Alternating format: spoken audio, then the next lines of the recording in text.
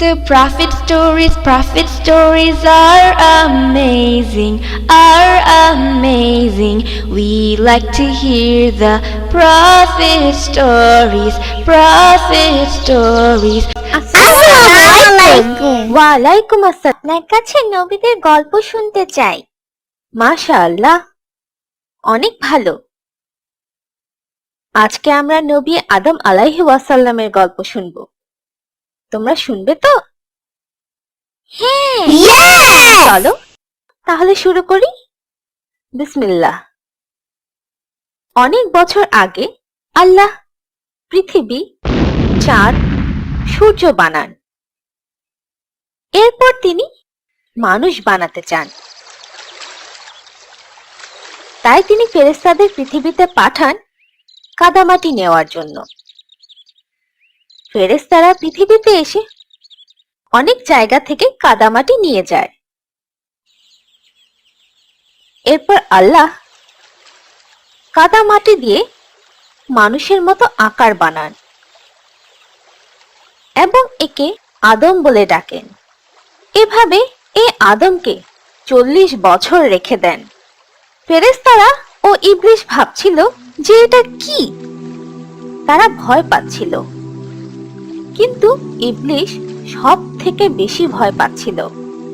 এরপর একদিন আল্লাহ আদম আলাইহি ওয়াসাল্লামের শরীরে আত্মা দেন। আত্মা মাথা ছুঁয়ে দিলে তিনি হাঁচি দিলেন। আত্মা যখন চোখ ছুঁয়ে দিল তিনি জান্নাতের ফল দেখতে পেলেন। আত্মা যখন পেট ছুঁয়ে দিল তার খিদে পেয়ে গেল আর তিনি ফল খেতে চাইলেন।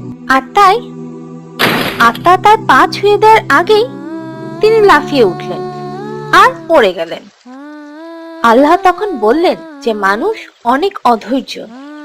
আল্লাহ সকল ফেরেশতা ও ইবলিসকে বললেন আদম আলাইহি ওয়াসাল্লামকে সিজদা করতে। এটা শুধু সম্মান দেখানোর জন্য ছিল, পূজা করার জন্য কিন্তু মোটেই না। সব ফেরেশতা সিজদা করলো, কিন্তু ইবলিস করলো না। সে ভাবলো যে সে আদম আলাইহি ওয়াসাল্লাম থেকে ভালো, কারণ ইবলিসকে আগুন দিয়ে বানানো হয়েছিল আর আদম আলাইহি ওয়াসাল্লামকে মাটি দিয়ে বানানো হয়েছিল। সে এই নিয়ে আল্লাহর সাথে তর্কও করলো। এরপর ইবলিস খারাপ শয়তান হয়ে গেল। আল্লাহ ইবলিসকে কিয়ামতের দিন পর্যন্ত অভিশাপ দিলেন। শয়তান বুঝতে পারল যে আল্লাহ একদিন তাকে জাহান্নামে দিবেন।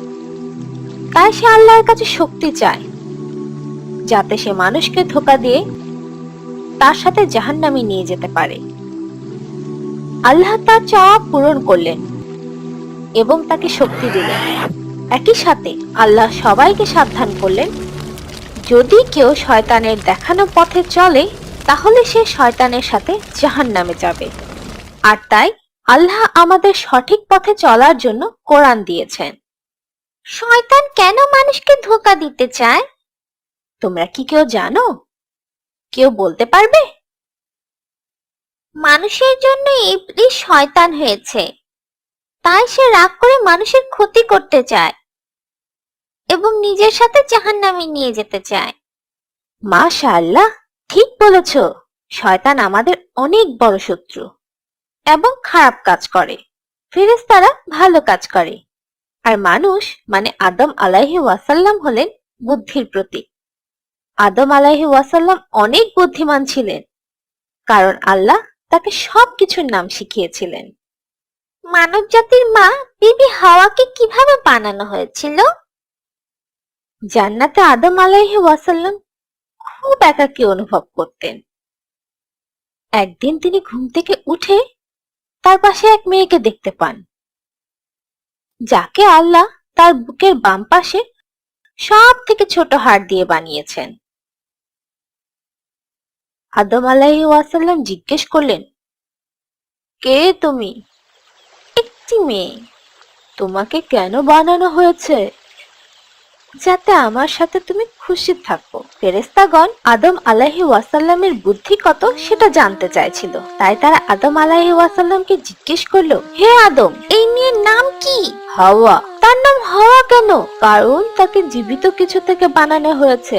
আদম ও হাওয়া জান্নাতে সুখে বাস করছিল। আল্লাহ তাদের একটি গাছ বাদে সবকিছু ব্যবহার করার অনুমতি দিয়েছিল এবং তাদের বলেছিল যে শয়তান তাদের অনেক বড় শত্রু, সে চায় তাদের জান্নাত থেকে বের করে নিতে। তারাও বুঝতে পেরেছিল যে সেই গাছের ফল তারা খেতে পারবে না। এভাবে অনেক বছর কেটে গেল, আর মানুষের অভ্যাস হলো ভুলে যাওয়া। আদম আলাইহিস ওয়াসাল্লামও মানুষ ছিলেন, তাই তিনিও আল্লাহর আদেশ ভুলে গেলেন। শয়তান আদম আলাইহিস ওয়াসাল্লামের এই দুর্বলতাকে নিজের কাজে লাগালো। সে নিয়মিত আদম ও হাওয়াকে সেই নিষিদ্ধ ফল খেতে উৎসাহিত করতে লাগলো। একদিন তারা আল্লাহর আদেশ পুরোপুরি ভুলে গেল ও নিষিদ্ধ গাছ থেকে একটি ফল খেয়ে নিল। তারা ফল খেয়ে শেষ করার আগেই তাদের বুকে অনেক কষ্ট অনুভব করলো, যেন ব্যথা, লজ্জা ও দুঃখে তা ভরে গেছে। চারিদিকের পরিবেশ পাল্টে গেল ও আনন্দ গান বন্ধ হয়ে গেল। তারা দেখলো তাদের গায়ে কোনো কাপড় নেই, তাই তারা তাড়াতাড়ি করে পাতা দিয়ে নিজেদের ঢেকে নিল। তারা আল্লাহর আদেশ অমান্য করেছিল, তাই তাদের জান্নাত থেকে বের করে দেওয়া হলো। তারা পৃথিবীতে কখন এসেছিল? শুক্রবার দিন তারা পৃথিবীতে এসেছিল এবং তাদের শুক্রবারই বানানো হয়েছিল, তাই সপ্তাহের সব থেকে ভালো দিন হলো শুক্রবার। তারা পৃথিবীর কোথায় প্রথম পা রেখেছিল? According to Ibn Umar, রাদিয়াল্লাহু আনহু বলেছেন, আদম আলাইহিস ওয়াসাল্লাম আস-সাফা ও হাওয়া আলাইহিস ওয়াসাল্লাম আর মারওয়া পাহাড়ে এসেছিলেন। আদম আলাইহিস ওয়াসাল্লাম জানতেন যে তাকে পৃথিবীতে কষ্ট করতে হবে, তার পরিবারকে কাপড় ও অন্যান্য জিনিস দিয়ে ভয়ঙ্কর জন্তু থেকে বাঁচাতে হবে এবং সব থেকে জরুরি শয়তান থেকে নিজেদের রক্ষা করতে হবে। পৃথিবীতে তারা তাদের নতুন জীবন শুরু করলেন। তাদের যমজ সন্তান হলো কাবিল ও তার বোন। এরপর আবার তাদের যমজ সন্তান হলো আবিল ও তার বোন। তারা মহান আল্লাহর দেওয়া উপহার ও পৃথিবীর ফল খেয়ে সুখী জীবন কাটাচ্ছিল। তাদের সন্তানরা সুস্থ ও সবলভাবে বড় হয়। কাবিল ছিল কৃষক, দিতে চায়নি। হ্যাঁ, আল্লাহ কি তার উপহার মেনে নিতে পারত? না, ঠিক বলেছ, আল্লাহ তার উপহার মেনে নেননি, কারণ সে অবাধ্য ছিল। সে তার জমিতে ফসল উৎপাদন করত। আর আবিল ছিল মেষপালক, সে পশু পালন করত।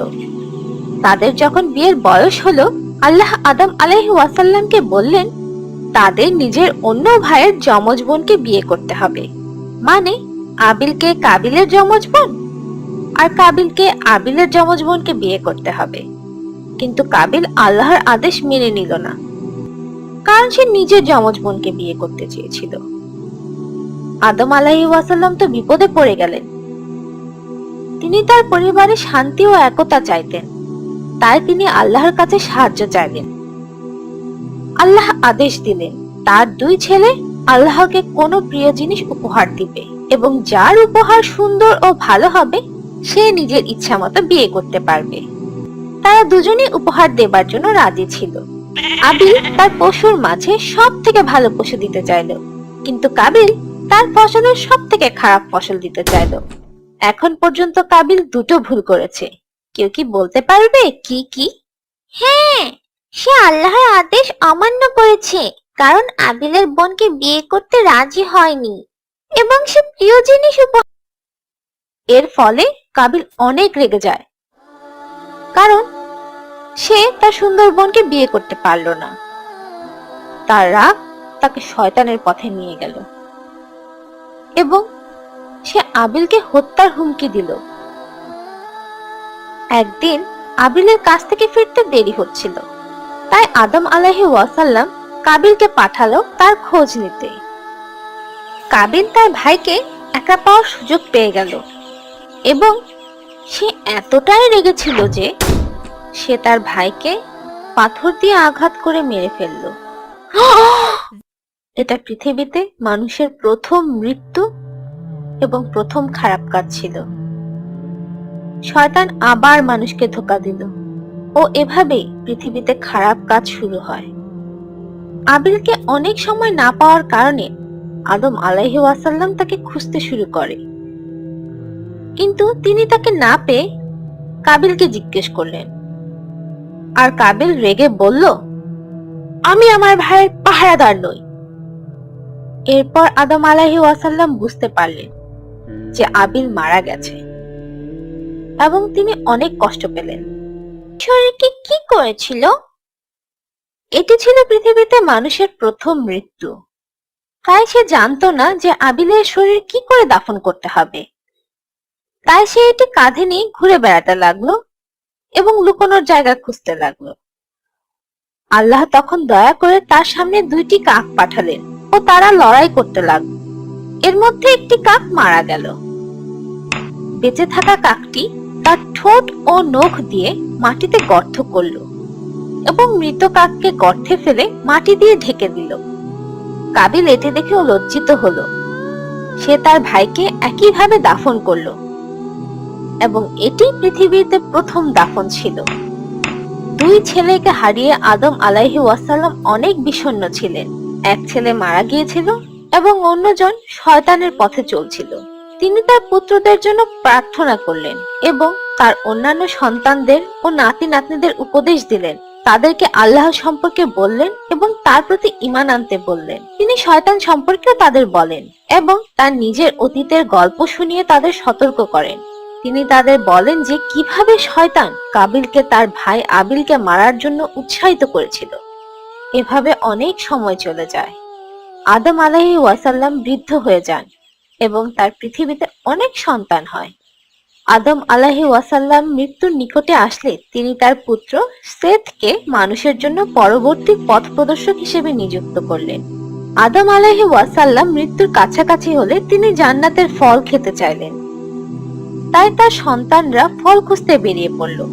যখন তারা ফল খুঁজছিল তখন তারা ফেরেশতাদের দেখতে পায়। ফেরেশতারা তাদেরকে আদম আলাইহি ওয়াসাল্লামের কাছে ফিরে যেতে বলে, কারণ তার সময় শেষ হয়ে এসেছিল। তাই তারা ফেরেশতাদের সাথে তাড়াতাড়ি ফিরে আসে। হাওয়া আলাইহি ওয়াসাল্লাম মৃত্যুর ফেরেশতাকে দেখে চিনতে পারলেন এবং আদম আলাইহি ওয়াসাল্লামের কাছে দৌড়ে গেলেন। আদম আলাইহি ওয়াসাল্লাম জানতেন যে তার স্ত্রী ভয় পেয়েছে, কিন্তু তিনি তাকে বললেন যে এটি তার যাওয়ার সময়, কারণ এটি আল্লাহর ইচ্ছা।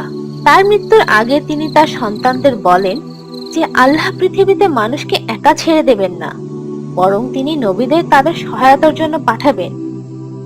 নবীদের বিভিন্ন নাম, বৈশিষ্ট্য ও অদ্ভুত ক্ষমতা থাকবে, কিন্তু তাদের সবাই এক বিষয়ে মিল থাকবে, আল্লাহর ইবাদত করা। আদম আলাইহি ওয়াসাল্লাম চোখ বন্ধ করে নেন এবং ফেরেশতারা তাকে ঘিরে ফেলে। যখন তিনি তাদের মধ্যে মৃত্যুর ফেরেশতাকে চিনতে পারলেন তখন তিনি মনে মনে খুশি হলেন। ফেরেশতারা তার আত্মাকে শরীর থেকে আলাদা করে নিয়ে গেল। এরপর তারা তার জন্য দোয়া করলেন এবং তার জন্য কবর খুঁড়ে তাকে কবরে শুইয়ে দিলেন। এটাই সে সময়ের নিয়ম ছিল। আজকে আমাদের গল্প এখানেই শেষ। The Prophet Story.